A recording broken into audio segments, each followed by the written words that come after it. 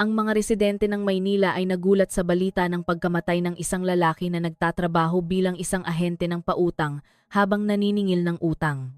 Nagsimula ang insidente nang umalis ang biktima tulad ng dati upang maningil ng mga installment mula sa ilang kliyente sa isang siksik na lugar ng tirahan. Hindi ito bago para sa biktima dahil kilala siyang regular na pumupunta sa lugar na iyon sa loob ng nakaraang ilang buwan. Sa tanghali, huling nakita ang biktima na pumasok sa isang makitid na eskinita na may dalang balikat na bag na naglalaman ng mga dokumento at talaan ng paniningil. Ayon sa mga residente, nakipag-usap sandali ang biktima sa ilang tao bago ipagpatuloy ang kanyang lakad papasok sa eskinita. Pagkatapos noon, wala nang nakakita sa biktima na lumabas sa lugar. Pagkalipas ng ilang oras, naging kahina-hinala ang sitwasyon nang matagpuan ang motorsiklo ng biktima na nakaparada sa tabi ng kalsada na nakasaksak pa rin ang susi. Nagtaka ang mga residente kaya't nagsagawa sila ng pagsisiyasat at natagpuan ang biktima na nakahandusay at wala ng buhay. Nagdulot ito ng pagkatakot sa mga residente at agad nilang iniulat ito sa pulisya. Agad na dumating ang mga pulis sa lugar, naglagay ng police line at nagsagawa ng investigasyon sa pinangyarihan ng krimen. Mula sa paunang pagsusuri, natagpuan ang ilang sugat sa katawan ng biktima na nagpapahiwatig ng karahasan. Ang mga gamit ng biktima, kabilang ang bag at cellphone, ay hindi natagpuan sa paligid ng lugar kaya't nagkaroon ng matibay na hinala ng kriminal na gawain. Mabilis na kumalat ang balita ng insidente at nagdulot ng pagkabalisa sa komunidad. Muling naging sentro ng atensyon ang praktika ng informal na paniningil ng utang, lalo na tungkol sa mga panganib na kinakaharap ng mga taga-singil sa field. Samantala, nagsimula ang pulisya na mangalap ng mga testimonya mula sa mga saksi at sinubaybayan ang huling aktibidad ng biktima bago matagpuan na patay, kabilang ang kasaysayan ng paniningil na ginawa sa araw ng insidente. Sa pagpapatuloy ng investigasyon, lalong tumindi ang tensyon sa paligid ng lugar ng insidente. Ang police line ay nakabara sa bunganga ng eskinita. Samantala, nagkukumpulan ang mga residente mula sa malayo, nagbubulungan tungkol sa kung ano talaga ang nangyari. Ang mga pulis ay nakita na papasok at palabas sa makitid na eskinita dala ang mga kagamitan sa pagkakakilanlan at mga bag ng ebidensya. Sinusubukang muling buuin ang bawat huling segundo na pinagdaanan ng biktima. Mula sa paunang impormasyong nakalap, nalaman na pinuntahan ng biktima ang hindi bababa sa 3 address bago pumasok sa eskinita kung saan siya natagpuang patay. Ang mga talaan ng paniningil na natira sa kanyang pinagtatrabahuhan ay nagpapakita na mayroon pa siyang ilang target na koleksyon sa araw na iyon. Ilang pangalan ang nakatala na may iba't ibang halaga mula sa daan-daang libo hanggang milyon-milyong piso. Ang talaan na iyon ngayon ay naging isang mahalagang pahiwatig para sa mga investigador upang tuklasin ang posibilidad ng anumang salungatan sa mga kliyente. Pagkatapos ay sinuri ng mga pulis ang pisikal na kondisyon ng biktima ng mas detalyado. Ang mga pasa sa mukha at katawan ay nagpatibay sa hinala na nakipag-away ang biktima bago siya namatay. Sa paligid ng lugar, natagpuan ng pulisya ang mga bakas na pinaghihinalaang mula sa sapatos ng higit sa isang tao na patungo sa isang sulok ng eskinita na may mahinang ilaw. Ang mga bakas ay kinuna ng litrato at dokumentado para sa layunin ng karagdagang investigasyon. Samantala, sa bahay ampunan, lungkot ang bumalot sa pamilya ng biktima. Ibinunyag ng mga malalapit na kamag-anak na kilala ang biktima bilang isang tahimik na tao at bihira magreklamo tungkol sa kanyang trabaho. Gayunpaman, sa nakaraang ilang araw, ibinahagi ng biktima ang tungkol sa stress sa field, lalo na kapag nahaharap sa mga kliyenteng nahuhuli sa bayad at mahirap hanapin.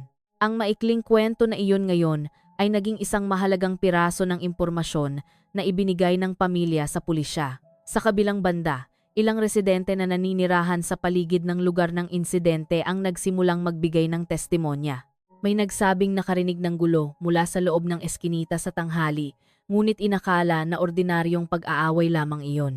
Ilang saksi ang nagsabing nakita nilang nagmamadaling lumabas ang 2 hindi kilalang tao mula sa direksyon ng eskinita, hindi nagtagal bago matagpuan ang biktima. Malabo pa rin ang mga pisikal na katangian na ibinigay, ngunit itinala pa rin ito ng pulisya para sa proseso ng pagkakakilanlan. Pagkatapos ay pinalawak ang investigasyon sa pamamagitan ng pagsubaybay sa mga footage ng CCTV sa paligid ng lugar. Pinuntahan ng mga pulis ang mga tindahan, bahay ng mga residente at maliliit na tindahan na may mga kamera na nakaharap sa pangunahing kalsada. Mula sa pansamantalang footage, nakita ang motorsiklo ng biktima na dumaan sa isang tiyak na oras at pagkatapos ay huminto ng matagal sa malapit sa eskinita. Pagkatapos noon, hindi na nakita ang paggalaw ng biktima na lumabas, samantala, ilang iba pang tao ang naitala na dumaan sa magkakasunod na oras. Ang balita ng pag-unlad na ito ay lalong nagdulot ng pansin ng publiko. Ang praktika ng mga 5,006 na pautang ay muling naging mainit na usapan sa social media at sa mga komunidad. Marami ang nagbigay diin sa pattern ng paniningil na madalas na nagdudulot ng hidwaan, lalo na sa mga siksik na lugar na may iba't ibang kalagayang pang-ekonomiya. Nagsimula rin ang mga opisyal ng barangay na makipag-ugnayan sa pulisya upang pakalmahin ang mga residente at maiwasan ang paglitaw ng labis na haka-haka. Sa punong tanggapan ng pulisya, walang tigil na nagtatrabaho ang pangkat ng investigador na pinagsasama-sama ang bawat piraso ng impormasyon. Ang listahan ng mga kliyente na huling pinuntahan ng biktima ay sinuri isa-isa, kasama ang kasaysayan ng komunikasyon sa pamamagitan ng cellphone na kasalukuyang nasa proseso ng pagsubaybay. Bawat datos ay itinuturing na mahalaga dahil maaari itong humantong sa motibo at sa mga taong kasangkot. Patuloy na tumataas ang tensyon nang kinuha ng pulisya ang ilang karagdagang ebidensya mula sa ibang lokasyon na pinaghihinalaang may kaugnayan sa kasong ito. Ang impormasyong iyon ay hindi pa ibinubunyag sa publiko. Ngunit sinabi ng isang panloob na mapagkukunan na ang investigasyon ay nagsisimula ng magtuon sa ilang pangalan. Samantala, ang kapaligiran sa lugar ng insidente ay nababalot pa rin ng pag-aalala habang naghihintay ng kalinawan mula sa patuloy na proseso ng batas. Ang proseso ng investigasyon ay pumasok sa isang mas matinding yugto nang simulan ng pulisya na tawagan isa-isa ang mga taong nakatala sa huling listahan ng paniningil ng biktima. Ang pagsusuri ay isinagawa ng sarado sa isang espesyal na silid na nakatuon sa daloy ng paggalaw ng biktima mula umaga hanggang sa siya ay matagpo ang walang buhay. Bawat pahayag ay itinugma sa data ng oras, lokasyon at footage ng CCTV na nakalap na. Mula sa paunang pagsisiyasat, natuklasan na nakipag-ugnayan sa telepono ang biktima sa ilang tao bago pumasok sa makitid na eskinita. Ang talaan ng tawag ay nagpapakita ng maikling pag-uusap na naganap hindi nagtagal bago nawala ang signal ng cellphone ng biktima. Ang impormasyong ito ay naging seryosong pagtutok ng mga investigador dahil ang oras ng pagkawala ng signal ay itinuturing na malapit sa tinatayang oras ng insidente. Sa lugar ng pinangyarihan, muling nagsagawa ng karagdagang pagsisiyasat ang mga opisyal. Ang eskinita na dating mukhang tahimik ay sinuri ng detalyado, kabilang ang mga dingding ng bahay, mga imburnal at mga sulok na bihirang daanan ng mga residente. Natagpuan ng pulisya ang ilang puntos na pinaghihinala ang lugar kung saan huminto ang biktima o nakipag-ugnayan sa ibang tao. Bawat natuklasan ay itinala at binigyan ng marka na nagpapatibay sa pagkakasunod-sunod ng mga kaganapan na kasalukuyang binubuo. Samantala, ang mga resulta ng karagdagang investigasyon sa pinangyarihan ay nagbunyag ng isang kakaibang bagay na hindi natagpuan sa paunang pagsusuri. Agad na kinuha ang bagay na iyon upang suriin sa forensic laboratory. Nagkalap din ang mga opisyal ng karagdagang sample upang matiyak kung mayroong higit sa isang tao na kasangkot sa insidente, lalo pang naramdaman ang reaksyon ng publiko. Ilang residente ang nagsabing nagsimula silang limitahan ang mga aktibidad sa labas ng bahay, lalo na sa mga tahimik na oras. Sinabi ng pinuno ng lokal na komunidad na nag-aalala ang mga residente, ngunit hiniling na manatiling kalmado at hindi magpaapekto sa mga isyung hindi pa napapatunayan ang katotohanan. Ang mga awtoridad sa seguridad ay nagpataas din ng pagpapatrolya upang mapanatili ang kaayusan. Sa kabilang banda, nakatanggap ang pulisya ng ilang karagdagang ulat mula sa mga residente na nagsabing may impormasyon sila tungkol sa mga aktibidad ng paniningil sa lugar na iyon. Ang mga impormasyong natanggap ay iba-iba, mula sa pattern ng pagdating ng mga taga-singil hanggang sa maliliit na hidwaan na naganap na dati. Ang lahat ng mga ulat na iyon ay beripikado at sinuri upang matukoy kung alin ang may kaugnayan sa kaso na kasalukuyang pinangangasiwaan. Ang isa pang pag-unlad ay lumitaw ng sinubaybayan ng pulisya ang background ng biktima. Ang record ng trabaho ay nagpapakita na ang biktima ay matagal nang nasasangkot sa mundo ng informal na paniningil ng utang. Sa nakaraang ilang buwan, tumaas ang workload ng biktima dahil sa pagtaas ng bilang ng mga kliyenteng may problema. Ang katotohanang ito ay nagpalawak sa pananaw ng mga investigador sa pagtingin sa posibleng motibo sa likod ng insidente. Ang investigasyon ay lumawak din sa pagsusuri ng ruta na karaniwang dinaraanan ng biktima. Itinukoy ng pulisya ang pang-araw-araw na ruta ng paniningil at inihambing ito sa ruta sa araw ng insidente.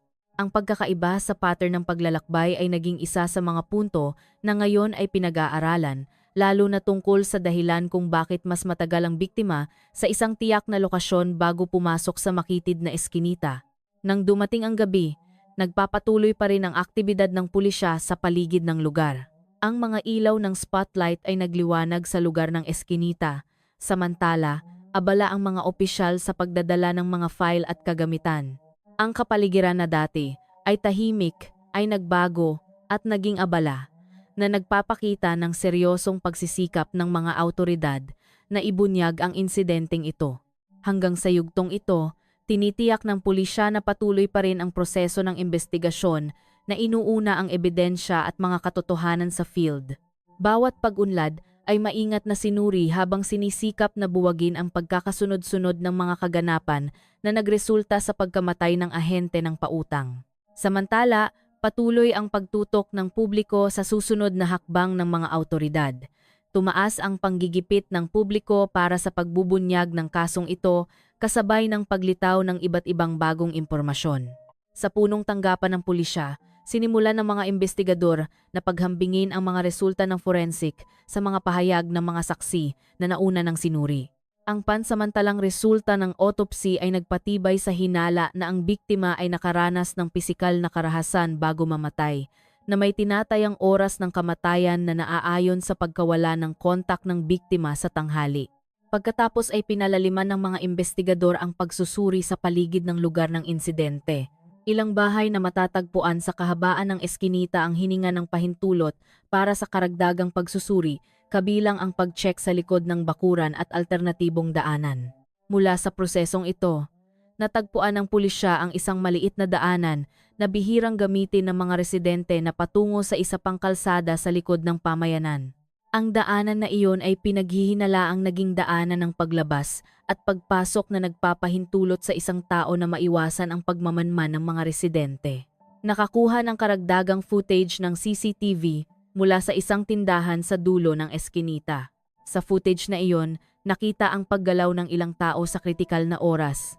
Isa sa mga tao ay mukhang may dalang bag na kahawig ng sa biktima. Gayunpaman, hindi sapat ang kalidad ng larawan upang matiyak ang kanyang pagkakakilanlan.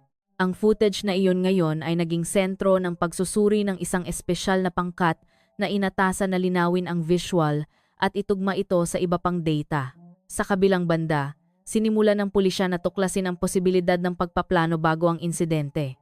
Ilang saksi ang nagsabing nakita ang biktima na matagal na nakikipag-usap sa isang tao sa labas ng eskinita bago pumasok ng mas malalim. Hindi malinaw ang pag-uusap na iyon. Gayunpaman, ang galaw ng katawan ng dalawa ay itinuturing na nagpapakita ng tensyon. Ang impormasyong ito ay nagbubukas ng hinala na maaaring naharap na ang biktima sa isang hindi magandang sitwasyon bago ang insidente. Ang sitwasyon sa paligid ay nababalot pa rin ng pag-iingat. Ang mga residente ay hiniling na iulat ang bawat kahina-hinalang aktibidad at huwag magpakalat ng impormasyon na hindi pa nabeberipika. Ang mga awtoridad sa seguridad ay nagpataas ng kanilang presensya sa mga kritikal na oras, samantala, sinisikap ng mga lider ng komunidad na bawasan ang pagkabalisa sa pamamagitan ng paghikayat sa mga residente na ipagpatuloy ang kanilang mga aktibidad tulad ng dati. Nakatuon din ang pansin sa mga gamit ng biktima na hanggang ngayon ay hindi pa natatagpuan. Ang bag, cellphone at ilang dokumento ng paniningil ay pinaghihinala ang dinala ng ibang tao pagkatapos ng insidente. Itinuturing ng pulisya na ang pagkawala ng mga gamit na iyon ay maaaring maging mahalagang pahiwatig upang ibunyag ang motibo at makilala ang mga salarin na kasangkot. Lalong nagiging komplikado ang investigasyon nang makatanggap ang pulisya ng impormasyon tungkol sa isang hidwaan sa paniningil na naganap ilang araw bago ang insidente.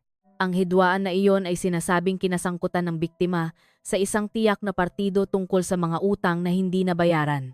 Bagaman hindi pa tiyak ang kaugnayan nito, ang impormasyong ito ay kasama pa rin sa serye ng investigasyon upang matiyak na walang detalye ang malilimutan. Sa gitna ng prosesong nagaganap, muling hininga ng karagdagang testimonya ang pamilya ng biktima. Ilang personal na dokumento at talaan ng trabaho ang ibinigay upang matulungan ang mga investigador na maunawaan ang pattern ng aktibidad ng biktima. Ang testimonya ng pamilya ay nagbigay ng larawan na naranasan ng biktima ang stress sa trabaho, ngunit sinisikap pa rin niyang tapusin ang kanyang mga responsibilidad hanggang sa huling araw. Muling bumalot ang gabi sa lugar ng pamayanan na may tensyon pa rin. Ang mga ilaw ng bahay ay nagliwanag ng mas maliwanag kaysa dati at ang mga residente ay mukhang mas maingat sa paligid. Sa likod ng police line na nakalagay pa rin, patuloy na nagtatrabaho ang mga opisyal na pinagsasama-sama ang mga kaganapan ng buo.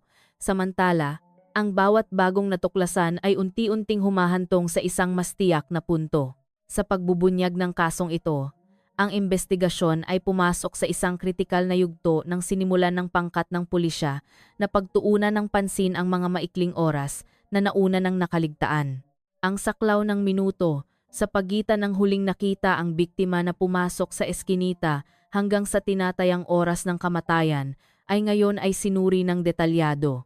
Bawat segundo ay mahalaga dahil doon malamang na naganap ang mga pangyayari na nagtatakda ng direksyon ng kasong ito. Muling sinuri ng mga opisyal ang data ng footage ng CCTV na may ibang diskarte. Kung dati ay nakatuon sa mga taong pumapasok at lumalabas sa eskinita, ngayon ay nakatuon ang pansin sa mga anino, pagmuni-muni ng ilaw, at pagbabago sa intensity ng trapiko sa paligid ng lugar. Mula sa pagsusuring iyon, nakita ang hindi pangkaraniwang pagtigil ng aktibidad na parang ang eskinita ay naging isang saradong lugar mula sa pagdaan ng mga residente sa maikling panahon. Sa parehong oras, ang isa pang pangkat ay sumubaybay sa cellphone ng biktima gamit ang teknolohiya sa pagsubaybay ng huling signal. Bagaman hindi pa natatagpuan ang aparato, ang mga puntos ng lokasyon na naitala bago nawala ang signal ay nagbigay ng ideya sa ruta na tinahak ng biktima. Ang data na ito ay pagkatapos ay itinugma sa testimonya ng mga saksi na nagsabing nakita ang biktima na mas matagal na huminto sa isang bahay bago pumasok sa makitid na eskinita. Ang emosyonal na tensyon ay naramdaman din sa mga kasamahan sa trabaho ng biktima. Ilan sa kanila ay hiningan ng karagdagang testimonya tungkol sa sistema ng paniningil, pattern ng paghahati ng lugar, at karaniwang ginagawang pamamaraan ng seguridad. Mula sa testimonya na iyon, natuklasan na ang lugar ng insidente ay kilala na may mataas na antas ng pagtanggi sa mga taga-singil. Ngunit ipinagpatuloy ng biktima ang kanyang tungkulin ayon sa utos ng mga nakatataas. Sa paligid ng lugar, lalong nag-iba-iba ang bulong-bulungan ng mga residente. May nag-ugnay sa insidenteng ito sa personal na hidwaan. Mayroon ding naghinala ng pagkakasangkot ng higit sa isang partido. Iginiit ng mga awtoridad na ang lahat ng haka-haka ay susuriin sa pamamagitan ng ebidensya, hindi ng mga pagpapalagay. Gayunpaman, hindi pa ganap na gumaling ang psikolohikal na kalagayan ng mga residente, lalo na pagkatapos matagpuan ng patrol sa gabi ang ilang madilim na puntos na dati ay bihirang bigyan ng pansin. Isang makabuluhang pag-unlad ang naganap ng kinuha ng pulisya ang isang pangunahing saksi na dati ay ayaw magsalita. Sinabi ng saksi na siya ay hindi kalayuan sa lugar ng insidente sa oras ng insidente at nakakita ng kahina-hinalang interaksyon sa pagitan ng biktima at ilang tao. Agad na pinalalim ang testimonya na ito dahil itinuturing itong makakapuno sa mga puwang sa kronolohiya na bakante pa rin. Samantala, natanggap na ang mga resulta ng pagsusuri sa laboratorio sa kakaibang bagay na natagpuan sa lugar. Ang paunang natuklasan ay nagpapakita ng mga bakas na hindi nagmula sa biktima. Bagamat hindi pa ito inaanunsyo sa publiko, ang resultang ito ay nagpapatibay sa hinala na hindi nag-iisa ang biktima nang maganap ang insidente. Agad na inugnay ang data na iyon sa mga bakas ng sapatos at direksyon ng paggalaw na nauna ng nadokumento. Sa antas ng lokal na pamahalaan, ang pansin sa kasong ito ay nagdulot ng talakayan tungkol sa mga praktika ng informal na pautang sa mga lugar ng lungsod. Nagsimula ang koordinasyon sa pagitan ng iba't ibang ahensya upang masuri ang mga katulad na aktibidad at ang mga posibleng panganib na kaakibat nito. Ang hakbang na ito ay ginawa bilang tugon sa pagtaas ng pag-aalala ng publiko sa kaligtasan at kaayusan ng komunidad. Patungo sa hating gabi, lalong naging abala ang aktibidad sa punong tanggapan ng pulisya. Inihanda ang mga file, inilatag ang mga mapa ng lokasyon, at ang mga imbestigador ay nakitang abala sa matinding talakayan. Ang bawat bagong natuklasan ay tila nagbubukas ng pinto sa mas malalim na layer ng mga kaganapan. Sa gitna ng tensyong trabaho, malinaw ang isang bagay para sa mga imbestigador. Hindi pa ganap na nabunyag ang serye ng mga kaganapan na ito at ang susunod na hakbang ay magdadala sa imbestigasyon sa isang mas tiyak na direksyon. Kinabukasan, ang imbestigasyon ay lumipat sa isang mas estrukturang direksyon. Hinati ng pulisya ang pangkat sa ilang maliliit na unit na may iba't ibang pagtuon, mula sa pagpapalalim ng saksi, pagsusubaybay sa daloy ng pananalapi, hanggang sa pagmamapa ng mga relasyong panlipunan sa paligid ng lugar ng insidente. Ang hakbang na ito ay ginawa upang mapabilis ang pangangalap ng mga katotohanan nang hindi binabaliwala ang mga detalye na posibleng mahalaga. Muling pinuntahan ng pangkat ng pagpapalalim ng saksi ang mga residente na nauna nang nagbigay ng testimonya. Ang muling pagsusuri ay isinagawa upang matiyak ang pagkakapare-pareho ng mga pahayag, kabilang ang pagtutugma ng oras, direksyon ng paggalaw, at posisyon ng bawat saksi ng maganap ang insidente. Ilang testimonya ang naging mas detalyado, lalo na tungkol sa ingay na narinig at ang direksyon ng paglalakad ng mga taong umalis sa eskinita. Hindi nagtagal bago matagpuan ang biktima. Sa kabilang banda, sinimulan ng pangkat ng pagsusubaybay sa daloy ng pananalapi na suriin ang mga talaan ng koleksyon at transaksyon na may kaugnayan sa trabaho ng biktima. Ang data na ito ay hindi lamang sumasaklaw sa halaga ng koleksyon sa araw na iyon, kundi pati na rin ang kasaysayan ng mga pagkaantala sa pagbabayad mula sa ilang partido. Sinisikap ng mga investigador na maunawaan kung mayroong panggigipit sa pananalapi o salungatan sa ekonomiya na maaaring magdulot ng paglala ng sitwasyon sa field. Isinagawa rin ang pagmamapa ng mga relasyong panlipunan ng sabay-sabay. Itinala ng pulisya kung sino-sino ang madalas na nakikipag-ugnayan sa biktima sa lugar na iyon, direkta man o hindi direkta. Ilang pangalan ang paulit-ulit na lumitaw sa mga testimonya ng saksi, kabilang ang mga individual na kilalang may hindi magandang relasyon sa aktibidad ng paniningil.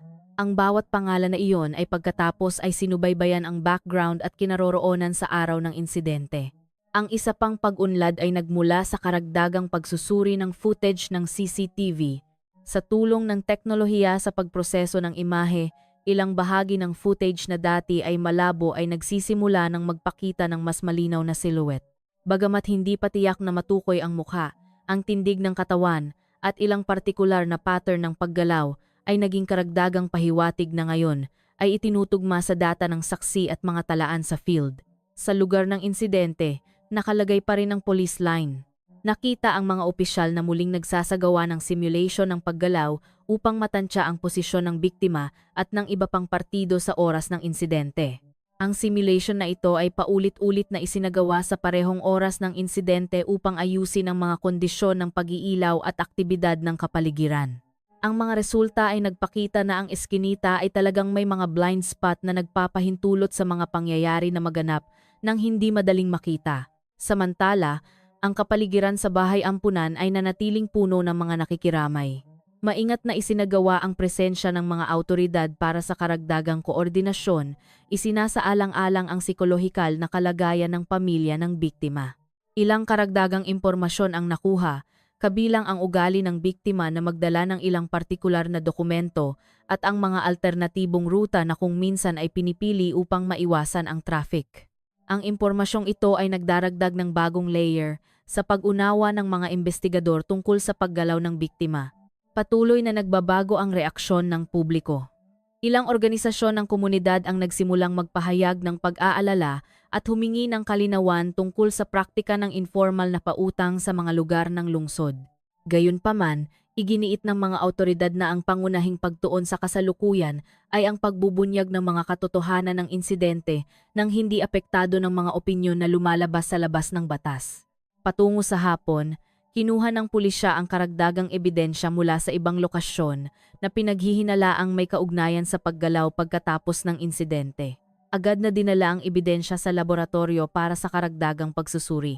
Ang hakbang na ito ay nagmamarka ng paglawak ng lugar ng investigasyon, hindi na limitado sa makitid na eskinita kung saan natagpuan ang biktima. Nang bumalik ang gabi, nagpapatuloy pa rin ang aktibidad ng investigasyon.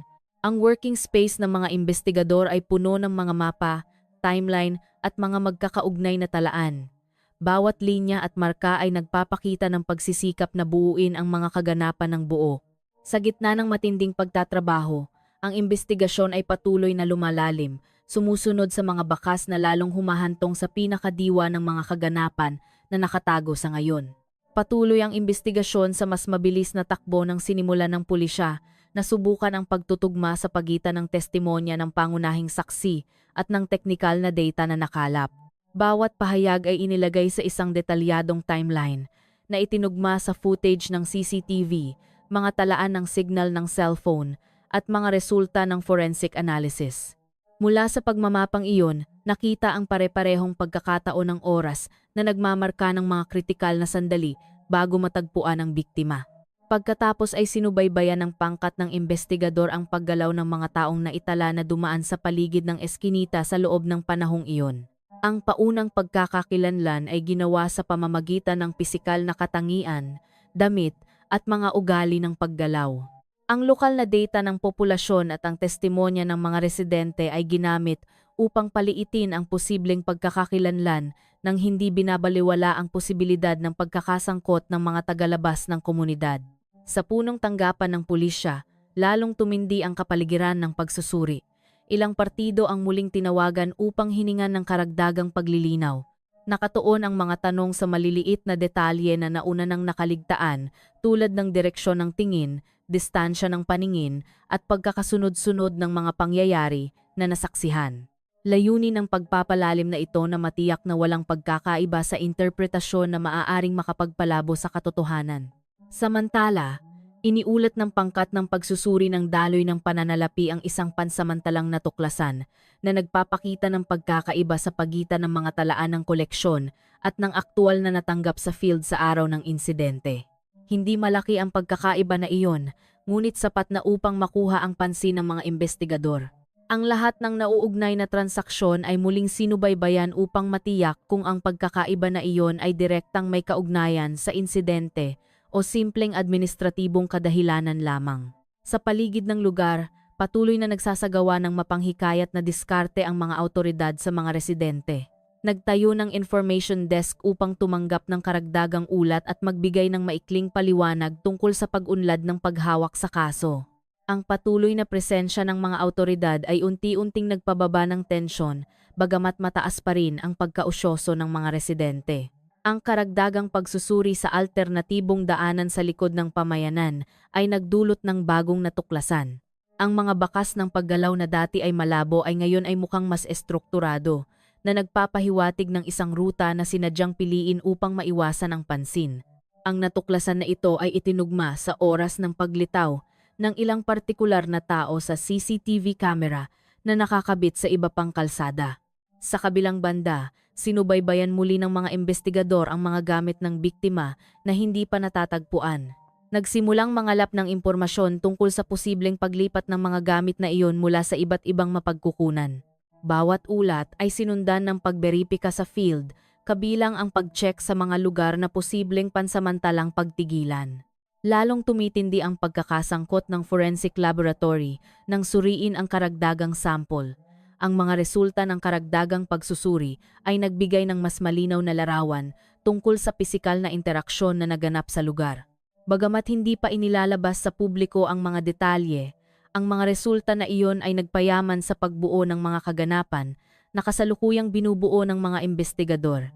Sa antas ng panloob na koordinasyon, nagsagawa ang pamunuan ng investigasyon ng pang-araw-araw na pagsusuri upang matiyak na nananatiling nakatuon at sinusukat ang direksyon ng paghawak.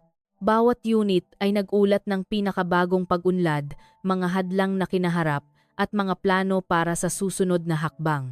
Ang pagsusuring ito ay nagdulot ng pagsasaayos ng estratehiya, kabilang ang pagdaragdag ng mga tauhan sa mga punto na itinuturing na estratehiko. Patungo sa gabi, lalong tumindi ang daloy ng impormasyon na natanggap. Patuloy na sinuri ang mga bagong ulat. Samantala, muling sinuri ang mga lumang data upang matiyak ang pagkakapare-pareho. Sa dinamika ng matinding pagtatrabaho na iyon, ang investigasyon ay lumipat sa isang mas tiyak na yugto na may mga piraso ng katotohanan na nagsisimulang magpatibay sa isa't isa at bumubuo ng isang mas malinaw na larawan ng mga kaganapan. Ang yugto ng investigasyon ay pumasok sa isang mas sensitibong yugto ng simula ng pulisya na pagtuunan ng pansin ang ugnayan sa pagitan ng oras ng insidente at ng paggalaw ng mga tao na dati ay itinuturing lamang na ordinaryong dumadaan. Ang data na namapa ay nagpapakita ng isang pattern ng pagdating at pag-alis na paulit-ulit sa mga tiyak na oras na parang naglalarawan ng isang gawain na hindi opisyal na nakatala. Ang pattern na ito ay pagkatapos ay naging paksa ng malalim na pag-aaral para sa pangkat ng investigador. Isinagawa ang pagpapalalim sa pamamagitan ng muling pagsusuri ng footage ng CCTV mula sa mga araw bago ang insidente. Layunin ng hakbang na ito na maghanap ng mga pagkakapareho sa pag-uugali o paggalaw na maaaring magpahiwatig ng pagmamanman o regular na pagpupulong. Mula sa serya ng footage, nakita ang ilang tao na madalas na lumilitaw sa paligid ng eskinita sa halos parehong oras, bagamat hindi laging direkta na nakikipag-ugnayan sa biktima. Sa silid ng pagsusuri, muling binuo ng mga investigador ang timeline na may mas mataas na antas ng detalye.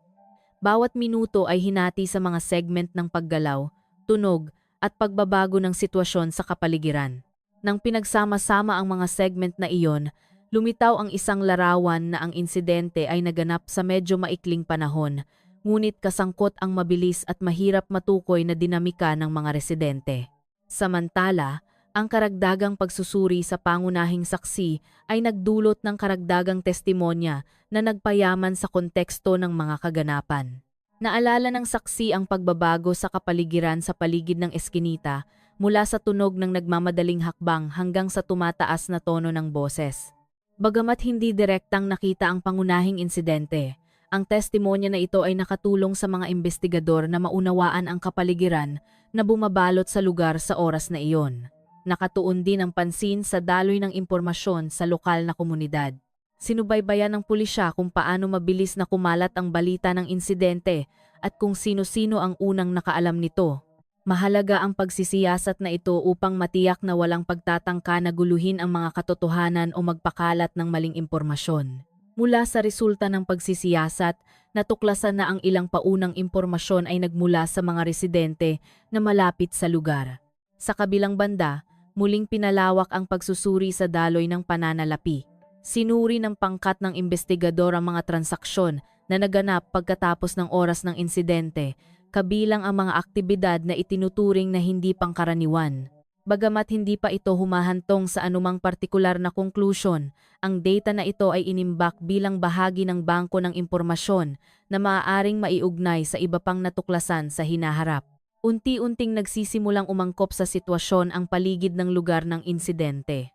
Bumalik ang aktibidad ng mga residente bagamat mataas pa rin ang antas ng pag-iingat.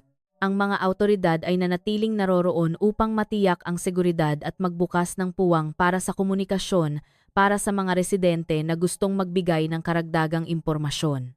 Ang diskarteng ito ay napatunayang epektibo sa pagpapanatili ng kaayusan ng sitwasyon. Sa punong tanggapan ng pulisya, lalong tumitindi ang talakayan sa pagitan ng mga investigador. Bawat bagong natuklasan ay pinagtatalunan mula sa iba't ibang pananaw na tinitiyak na walang iisang interpretasyon ang namamayani. Ipinatupad ang pamamaraang ito upang mapanatili ang pagiging objektibo at maiwasan ang mga maagang konklusyon na maaaring makagambala sa takbo ng investigasyon. Patungo sa pagtatapos ng araw, ang pinagsamang ulat mula sa lahat ng unit ng investigasyon ay inihanda at sinuri. Ang ulat ay nagpapakita na ang investigasyon ay umabot sa punto kung saan nagsisimula ng magkaugnay ang karamihan sa mga piraso ng mga kaganapan. Bagamat hindi pa ganap na nabunyag, lalong nagiging malinaw ang direksyon ng investigasyon, na nagdadala sa mga awtoridad sa susunod na yugto na inaasahang magbubunyag ng mas malalim at tiyak na mga layer ng katotohanan. Ang investigasyon ay lumipat sa isang mas nakatuon na yugto ng simulan ng pulisya na salain ang lahat ng data upang subukan ang pagkakapare-pareho sa pagitan ng mga natuklasan. Bawat piraso ng impormasyon ay inilagay muli sa isang mas malawak na konteksto mula sa paggalaw ng mga individual, pagbabago sa sitwasyon ng kapaligiran, hanggang sa dinamika ng interaksyon na naganap sa maikling panahon bago matagpuan ang biktima. Ang prosesong ito ay isinagawa ng paulit-ulit upang matiyak na walang detalye ang naligtaan o maling naunawaan. Pinalalim ng pangkat ng teknikal ang pagsusuri ng footage ng CCTV sa pamamagitan ng pagdaragdag ng mga sanggunian sa oras mula sa iba pang mapagkukunan. Ang pagsasabay-sabay ng oras sa pagitan ng kamera, mga talaan ng signal ng cellphone at testimonya ng saksi ay nagdulot ng mas tumpak na pagmamapa. Mula sa pagmamapang iyon, nakita ang isang pagtigil na hindi pa natutukoy noon, isang maikling agwat na naging sentro ng pansin dahil ito ay kasabay ng pagbabago ng sitwasyon sa lugar ng insidente. Muling isinagawa ang pagpapalalim ng saksi sa pamamagitan ng diskarte na konfrontasyon na batay sa data. Ibinigay ng mga investigador ang mga resulta ng pagsusuri sa oras at paggalaw upang subukan ang pagtutugma ng testimonya. Ilang saksi ang muling nagpatibay sa kanilang mga pahayag, samantala, ang iba ay nagbigay ng karagdagang paglilinaw tungkol sa maliliit na detalye tulad ng direksyon ng pagdating ng tunog, posisyon ng pagtayo, at distansya ng paningin. Ang paglilinaw na ito ay nagdagdag ng kalinawan sa kronolohiya na kasalukuyang binubuo. Sa kabilang banda, ang pagsisiyasat sa alternatibong daanan sa likod ng pamayanan ay nagdulot ng mga bagong natuklasan tungkol sa mga daanan ng paglabas at pagpasok na bihirang gamitin. Ang daanan na ito ay sinuri sa parehong oras ng insidente upang suriin ang antas ng visibility at ang potensyal na makita ng mga residente. Ang mga resulta ng simulation ay nagpakita na ang daanan na iyon ay nagpapahintulot ng mabilis na paggalaw nang hindi nakakakuha ng pansin, lalo na kapag ang aktibidad ng kapaligiran ay nasa pinakamababang punto. Iniulat ng pangkat ng forensic ang karagdagang resulta mula sa pagsusuri sa laboratorio sa karagdagang sample. Ang pagsusuri na ito ay nagbigay ng mas detalyadong larawan tungkol sa pagkakasunod-sunod ng pisikal na interaksyon na naganap. Ang mga natuklasan ay pagkatapos ay itinugma sa pattern ng sugat at posisyon ng biktima ng matagpuan, kaya't nakatulong sa pagpaliit ng posibleng sitwasyon na naganap sa lugar. Nakatuon din ang pansin ng mga investigador sa dinamika ng lipunan sa paligid ng lugar ng insidente. Ang data ng pang-araw-araw na interaksyon ng mga residente ay nagpapakita ng ilang maliliit na grupo na may tiyak na pattern ng aktibidad. Ang impormasyong ito ay ginamit upang maunawaan kung sino-sino ang posibleng naroroon sa paligid ng lugar sa kritikal na oras nang hindi binabalewala ang posibilidad ng paggalaw ng mga tao mula sa labas ng komunidad. Lalong pinalakas ang koordinasyon sa pagitan ng mga unit. Bawat resulta ng pagsusuri ay ipinakita sa isang panloob na forum upang muling suriin mula sa iba't ibang pananaw. Matindi ang talakayan na nakatuon sa pagpapalakas ng ebidensya at pag-aalis ng mga pagpapalagay na hindi sinusuportahan ng data. Ipinatupad ang diskarteng ito upang ang serye ng mga kaganapan na binuo ay talagang nakabatay sa mga katotohanan. Sa field, pinanatili ang presensya ng mga awtoridad. Regular na isinagawa ang patrol, samantala, patuloy na tumatanggap ng karagdagang ulat mula sa mga residente ang information post. Ilang bagong impormasyon ang natanggap at agad na na-verify, na nagdagdag ng layer ng data na maaaring maiugnay sa mga naunang natuklasan. Bawat ulat ay sinuri batay sa kaugnayan ng oras at lokasyon. Patungo sa gabi, muling binuo ng pangkat ng investigador ang na-update na timeline sa pamamagitan ng pagdaragdag ng lahat ng pinakabagong natuklasan.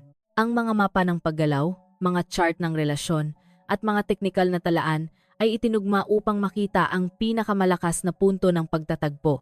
Mula sa prosesong ito, lalong humahantong ang direksyon ng investigasyon na nagdadala sa mga awtoridad sa susunod na yugto na nangangailangan ng mas mataas na pagiging tumpak sa pagsusuri ng bawat detalye ng mga kaganapan na nakalap na.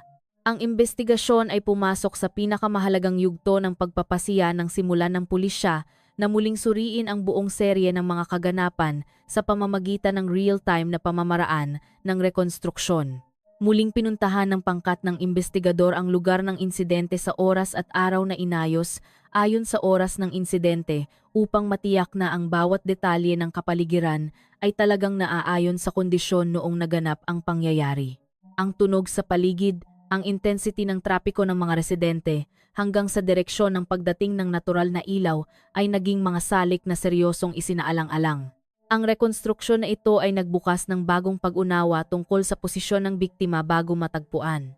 Ang mga puntos na dati ay itinuturing na ordinaryong daanan ay ngayon ay itinuturing na mahalagang lokasyon ng interaksyon. Itinala ng pulisya ang pagkakaroon ng isang makitid na espasyo na nagpapahintulot ng malapitang pakikipag-ugnayan nang hindi madaling makita mula sa labas ng eskinita. Ang lugar na ito ay pagkatapos ay naging sentro ng karagdagang pagsusuri dahil itinuturing itong mahalaga sa serye ng mga kaganapan. Sa punong tanggapan ng pulisya, ang mga resulta ng rekonstruksyon ay agad na ipinagsama sa teknikal na data na nakalap na. Ang timeline ay in-update na may katumpakan ng minuto, maging segundo, batay sa muling pagsabay-sabay ng lahat ng pinagmulan ng data. Mula sa pagmamapang ito, lumitaw ang isang mas maayos na pagkakasunod-sunod ng paggalaw na nagpapakita ng isang maikling yugto bago ang sitwasyon ay biglang nagbago sa lugar ng insidente. Muling isinagawa ang pagpapalalim sa mga saksi.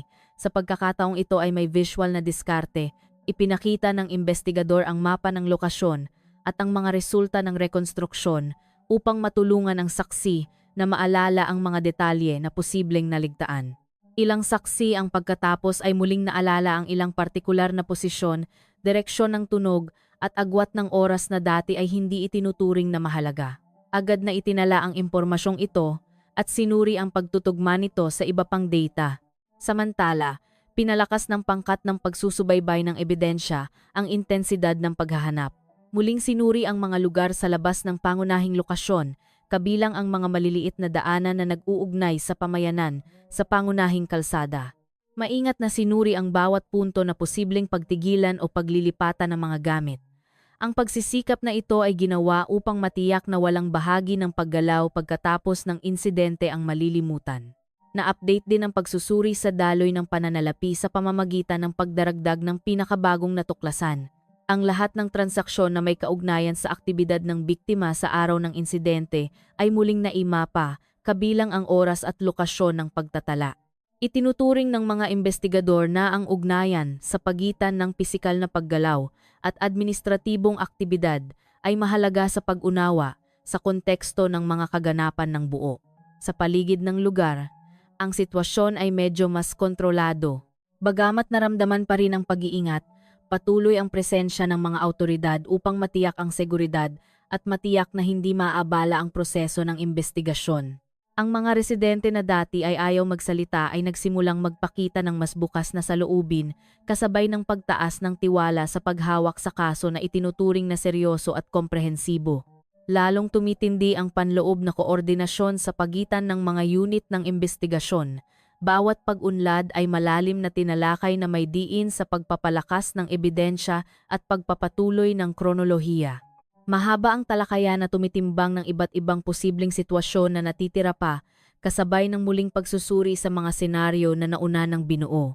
Patungo sa pagtatapos ng araw, ang lahat ng pinakabagong natuklasan ay binuod sa isang pansamantalang ulat na panloob.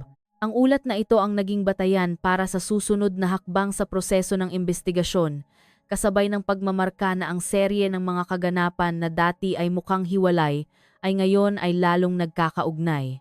Sa likod ng tambak ng data at mga talaan na patuloy na dumarami, ang investigasyon ay lumipat sa isang mas tiyak na direksyon, sumusunod sa mga bakas na unti-unting humahantong sa pinakadiwa ng mga kaganapan.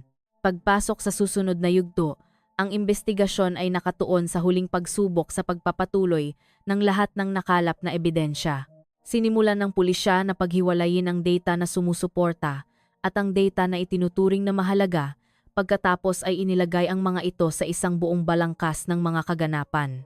Bawat maliit na detalye ay muling sinuri, kabilang ang pagkakaiba sa oras ng ilang minuto na dati ay itinuturing na hindi mahalaga.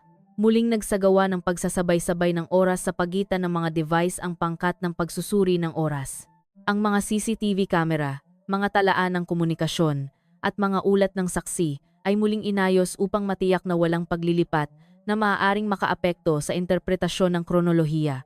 Mula sa prosesong ito, nakakuha ang mga investigador ng mas matatag na larawan tungkol sa pagkakasunod-sunod ng mga kaganapan, lalo na sa paunang yugto bago ang sitwasyon sa lugar ay biglang nagbago. Muling isinagawa ang pagpapalalim sa lokasyon sa pamamagitan ng micro na diskarte. Sinukat ng pulisya ang distansya sa pagitan ng mahahalagang puntos sa loob ng eskinita. Kinakalkula ang normal na oras ng paglalakbay ng isang tao na naglalakad o mabilis na gumagalaw at binigyang pansin ang pananaw mula sa bawat bahay na nakaharap sa lugar na iyon. Ang pagsukat na ito ay nagpalinaw kung bakit ang pangyayari na naganap ay halos hindi direktang natukoy ng mga residente sa paligid. Sa kabilang banda, na-update ng pangkat ng relasyong panlipunan ang pagmamapa ng mga interaksyon sa pagitan ng mga individual sa komunidad na iyon. Ang data na ito ay sumasaklaw sa mga ugali ng pagtitipon, oras ng aktibidad, at mga informal na relasyon na dati ay hindi napapansin. Ilang pattern ng interaksyon ang nagpapakita ng ilang partikular na sandali kung saan ang paligid ng eskinita ay may tendensiyang maging mas tahimik, isang kondisyon na ngayon ay isinasaalang-alang bilang isang sumusuportang salik sa pagganap ng insidente. Pinalalim din ng mga investigador ang pagsusuri sa dinamika ng trabaho ng biktima.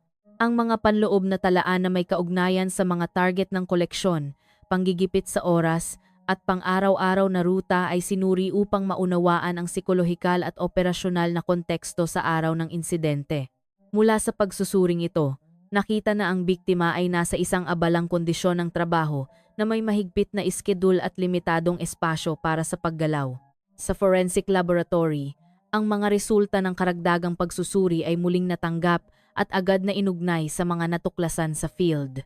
Ang pagsasabay-sabay sa pagitan ng pattern ng sugat, posisyon ng katawan, at mga katangian ng kapaligiran ay nagdulot ng mas detalyadong pag-unawa tungkol sa interaksyon na naganap sa lugar. Bawat resulta ay muling sinuri sa naunang data upang matiyak ang pagkakapare-pareho. Samantala, nagsagawa ng muling pagsisiyasat ang pangkat ng paghahanap ng ebidensya sa ilang puntos na nauna ng naligtaan. Sistematikong isinagawa ang pagsusuri, sumusunod sa posibleng ruta ng paglipat pagkatapos ng insidente. Bawat natuklasan, gaano man kaliit, ay itinala at inuri batay sa kaugnayan ng oras at lokasyon. Sa panloob na antas, muling nagsagawa ng mas mahabang rapat ng pagsusuri kaysa sa karaniwan. Bawat unit ay nagsumite ng pinakabagong update at natuklasan, pagkatapos ay tinalakay ang mga ito sa isang pinagsamang forum. Malalim ang talakayan, tinimbang ang bawat posibleng sitwasyon nang hindi binabalewala ang mga limitasyon ng magagamit na ebidensya. Ang aktibidad sa paligid ng lugar ng insidente ay patuloy na mahigpit na binabantayan. Ang patuloy na presensya ng mga awtoridad ay nagpapanatili ng matatag na sitwasyon. Samantala, patuloy ang daloy ng impormasyon mula sa mga residente sa pamamagitan ng opisyal na channel. Bawat bagong ulat ay pinoproseso sa parehong mahigpit na pamamaraan upang matiyak ang validity at kaugnayan nito sa serye ng mga kaganapan. Patungo sa hating gabi, ang lahat ng na-verify na data ay inilagay sa isang huling sistema ng pagmamapa. Ang timeline, mapa ng lokasyon, at chart ng interaksyon ay ngayon ay maayos na inayos, na nagpapakita ng lalong nagiging malinaw na ugnayan sa pagitan ng mga elemento ng kaganapan. Sa gitna ng matinding konsentrasyon sa trabaho, ang investigasyon ay lalong lumalapit sa komprehensibong pag-unawa sa nangyari, sumusunod sa daloy ng mga katotohanan na nasuri at nagpapatibay sa isa't isa. Ang investigasyon ay pagkatapos ay nakatuon sa pagpapalakas ng huling yugto sa pamamagitan ng muling pagrepaso sa bawat simpul ng mga kaganapan na nabuo na. Ang pulisya ay nagtuon sa pagpapatuloy sa pagitan ng mga teknikal na natuklasan at ng dinamika sa field. Tinitiyak na ang bawat daloy na binuo ay may batayan ng ebidensya na nagpapatibay sa isa't isa. Ang prosesong ito ay isinagawa ng paulit-ulit upang maiwasan ang anumang puwang sa interpretasyon. Pinalalim ng pangkat ng rekonstruksyon ang simulation ng paggalaw sa pamamagitan ng pagsasama ng iba't ibang senaryo ng oras. Ilang posibleng sitwasyon ang sinubukan sa pamamagitan ng pagsasaayos ng bilis ng paglakad, intensity ng aktibidad ng mga residente, at mga kondisyon ng natural na pag-iilaw. Ang mga resulta ng simulation ay nagpakita ng maliliit na pagkakaiba sa pagitan ng mga senaryo, ngunit nanatili pa rin sa loob ng saklaw ng oras na pare-pareho sa naunang data. Ang natuklasan na ito ay nakatulong sa mga investigador na patibayin ang pagkakasunod-sunod ng mga kaganapan nang hindi binabago ang pangunahing balangkas na nabuo na.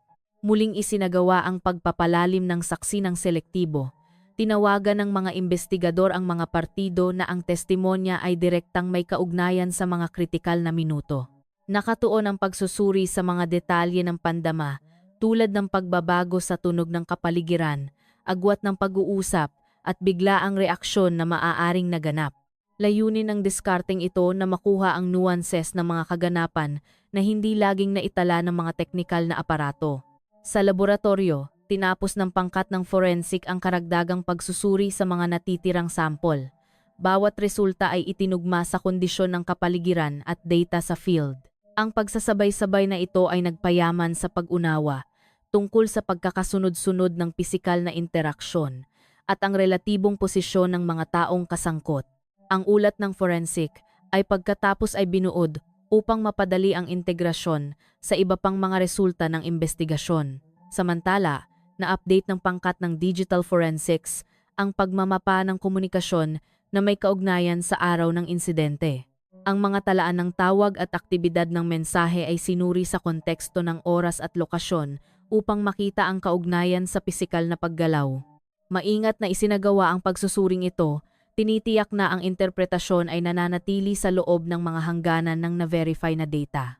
Sa paligid ng lugar ng insidente, patuloy ang aktibidad ng seguridad. Nagsagawa ang mga awtoridad ng regular na pagmamanman kasabay ng pagpapanatili ng daloy ng komunikasyon sa mga residente. Ilang karagdagang ulat ang natanggap at agad na na-verify sa field. Bagamat hindi lahat ay may kaugnayan, bawat ulat ay itinuturing na posibleng impormasyon na kailangan suriin.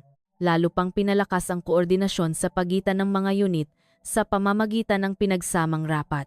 Bawat natuklasan ay ipinakita ng maikli ngunit detalyado at pagkatapos ay tinalakay upang matiyak ang pagkakapare-pareho sa pagitan ng mga bahagi.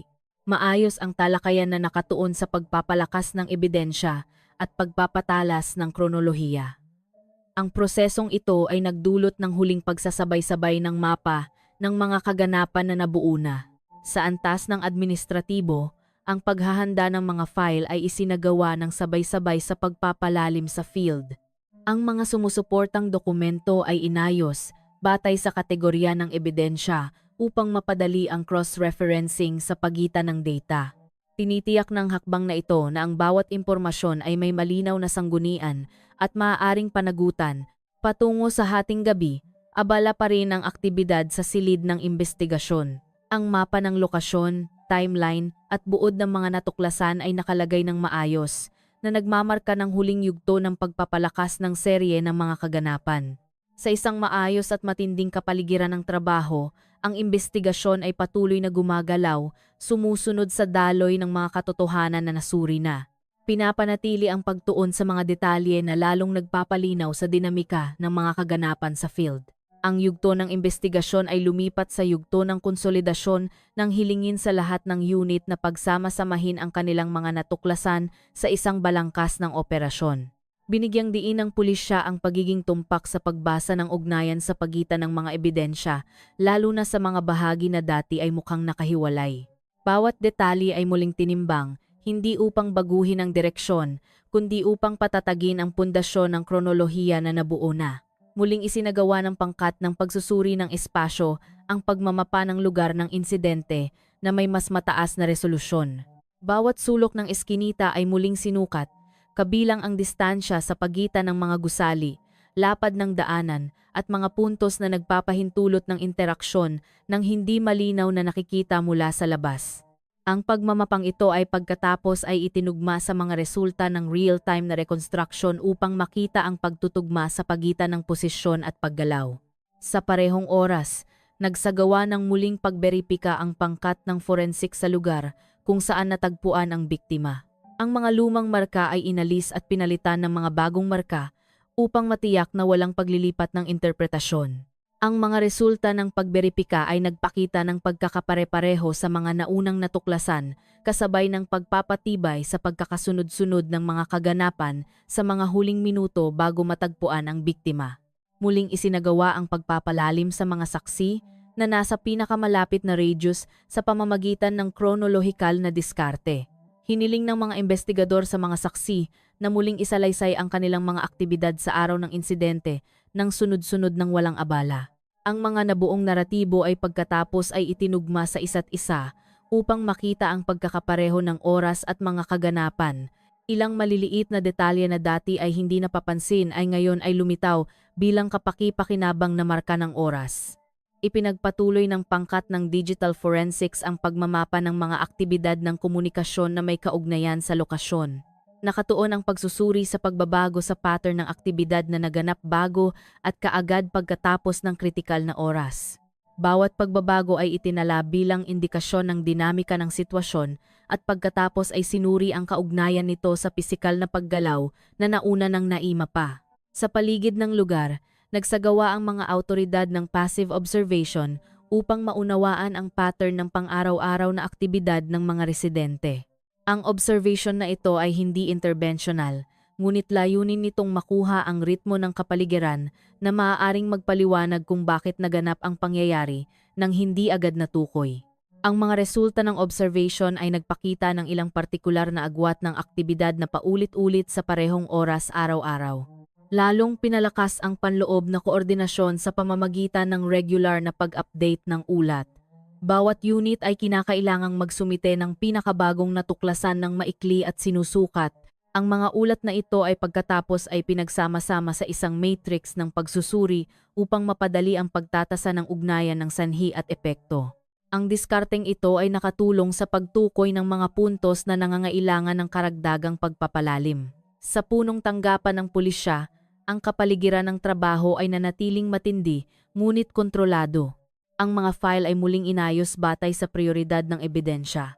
Samantala, sinimulan ng internal legal team na suriin ang pagtutugma sa pagitan ng mga natuklasan sa field at ng mga probisyon ng pamamaraan. Ang hakbang na ito ay ginawa upang matiyak na ang bawat bahagi ng proseso ng investigasyon ay tumatakbo ng magkasama at nagpapatibay sa isa't isa. Patungo sa gabi, muling isinagawa ang pag-update ng huling pagmamapa. Ang timeline ay pinino na may pinakabagong mga detalye, samantala, ang mapa ng lokasyon ay na-update na may karagdagang mga marka. Ang lahat ng mga elementong iyon ay ngayon ay bumubuo ng isang lalong siksik na larawan na nagpapakita ng pagpapatuloy sa pagitan ng mga kaganapan na dati ay mukhang hiwalay. Ang aktibidad ng investigasyon ay nagpapatuloy ng walang makabuluhang paghinto. Bawat pangkat ay gumagalaw ayon sa kanilang mga tungkulin, pinapanatili ang pagtuon sa mga detalye na nasuri na.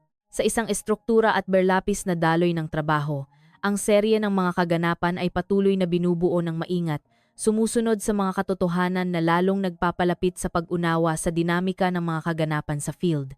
Pagpasok sa susunod na yugto, sinimulan ng pulisya na pagtuunan ng pansin ang huling cross-examination sa pagitan ng lahat ng natuklasan sa field at ng mga resulta ng teknikal na pagsusuri. Bawat unit ay hiniling na muling suriin ang kanilang data mula sa pananaw ng ibang unit upang matiyak na walang bias sa interpretasyon. Ang prosesong ito ay isinagawa ng sistematiko na may diin sa mga detalye na dati ay itinuturing na kumpleto, ngunit posibleng maging mahalagang ugnayan sa pagitan ng mga kaganapan. Muling pinino ng pangkat ng pagsusuri ng oras ang timeline sa pamamagitan ng pagsasama ng mga variable ng kapaligiran na dati ay hindi pa lubos na isinasaalang-alang. Ang mga salik tulad ng intensity ng tunog sa paligid, panapanahong aktibidad ng mga residente, at pagbabago sa pattern ng lokal na trapiko ay isinama sa pagmomodelo.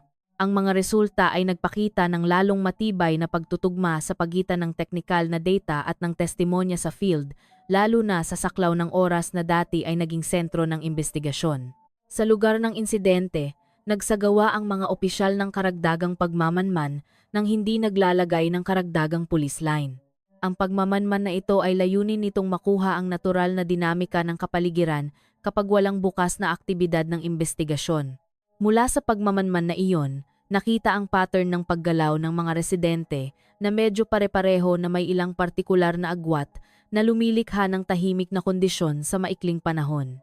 Ang pattern na ito ay pagkatapos ay itinugma sa oras ng insidente upang makita ang pagtutugma ng konteksto. Muling isinagawa ang pagpapalalim sa alternatibong daanan sa pamamagitan ng ibang diskarte.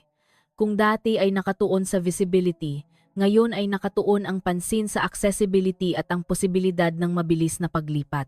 Itinala ng pangkat ang mga punto ng pagtatagpo ng daanan na nagpapahintulot ng pagbabago ng direksyon nang hindi nakakakuha ng pansin. Bawat punto ay binigyan ng marka ng oras ng paglalakbay at itinugma sa footage ng kamera sa ibang lugar.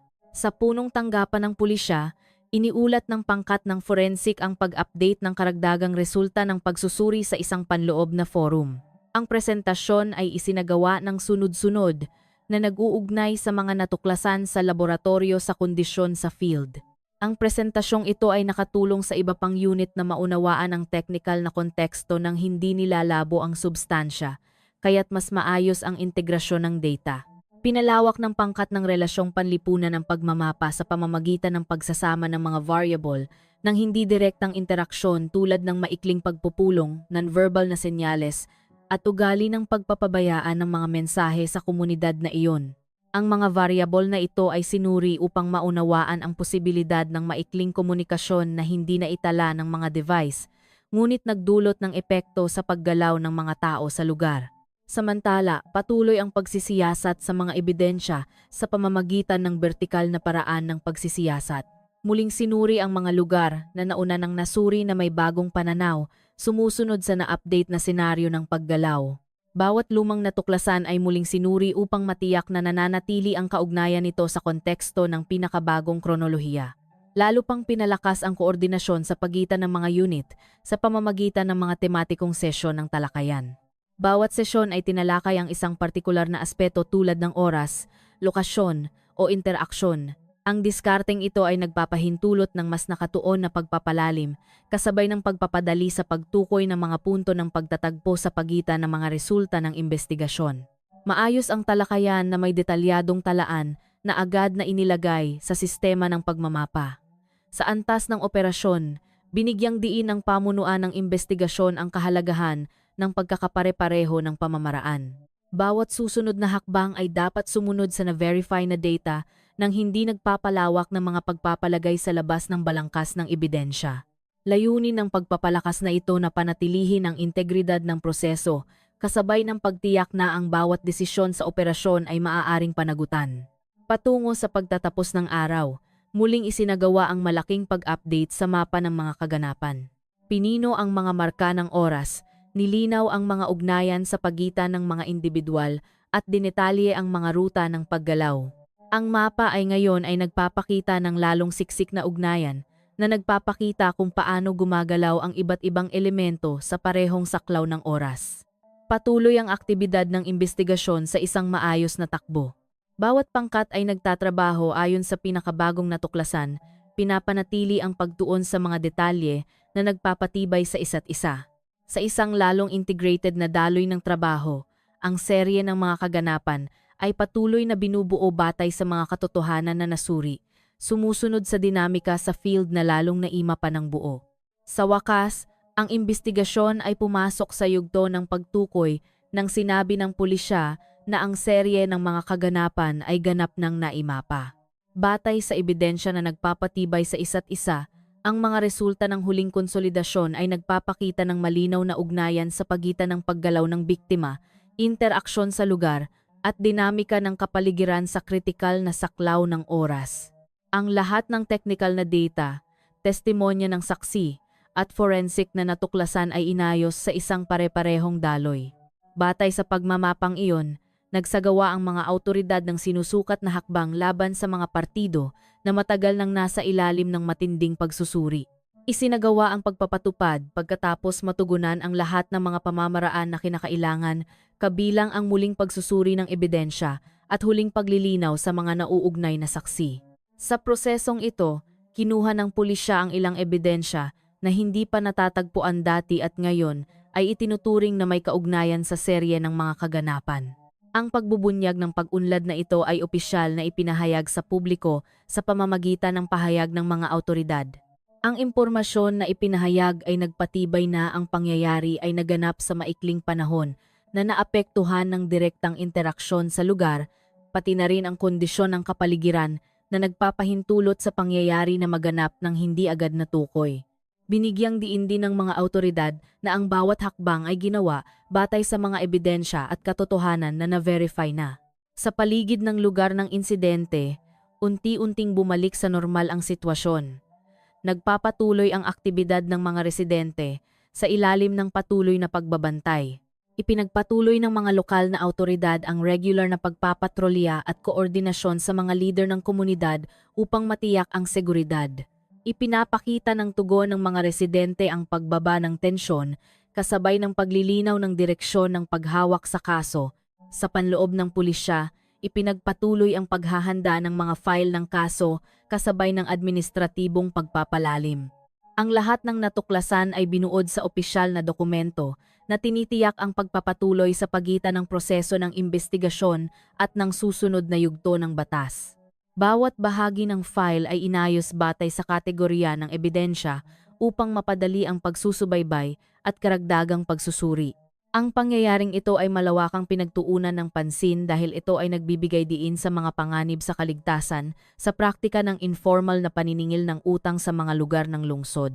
Iginiit ng mga awtoridad ang kanilang pangako na sundin ang mga aspeto na may kaugnayan sa kaayusan at seguridad ng publiko, kasabay ng pagtiyak na ang proseso ng batas ay tumatakbo ayon sa mga probisyon.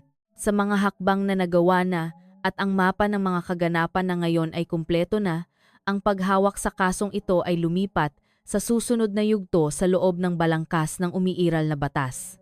Ang mahaba at berlapis na aktibidad ng imbestigasyon ay nagmamarka ng pagtatapos ng serye ng pagbubunyag sa field, kasabay ng paglilipat ng pagtuon ng mga awtoridad sa proseso ng pagpapatuloy ayon sa pamamaraan.